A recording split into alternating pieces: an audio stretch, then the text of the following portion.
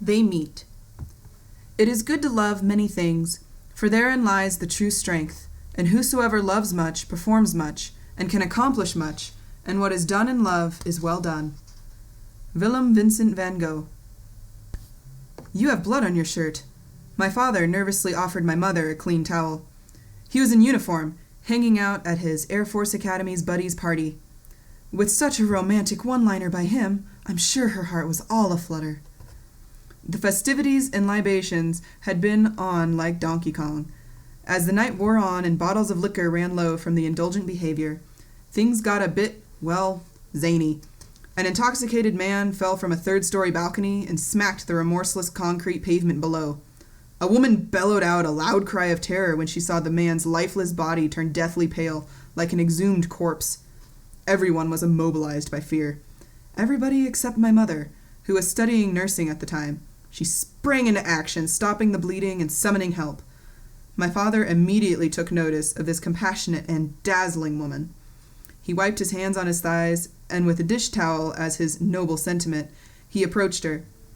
Mom's dark eyes looked liquid, her mouth slightly open from her heavy breathing as she struggled to bring the incapacitated man out from under the veil of amnesia.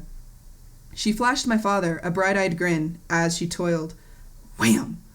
With one smile, the bored bachelor in my father was tossed aside like an empty beer can. His dreams of love and family were approaching fruition. My parents' first interlude was under intense, bloody circumstances, as if violence and death have hung over me before I was born. It wasn't utopia, but in that open door, opportunity was love. My father was sincere and genuine, and they married within the year.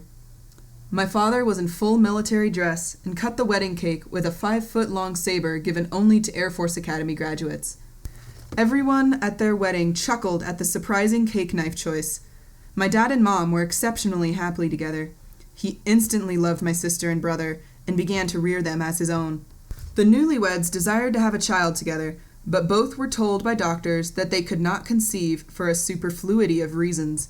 They worked hard to have me and almost lost me twice. Once during my problematic delivery, and in an airport as an infant, which I'll mention later. When I was finally conceived, my father was crossing his fingers for a son to carry on his name.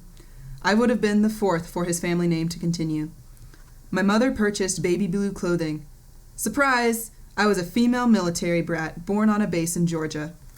Since it was the day after Christmas, they presented me to my father dressed in a tiny Santa suit tucked inside a red felt stocking. I know that for my mother and father, I was a Christmas miracle. They named me Amber Alicia, so that, at a minimum, my initials would correspond with Dad's.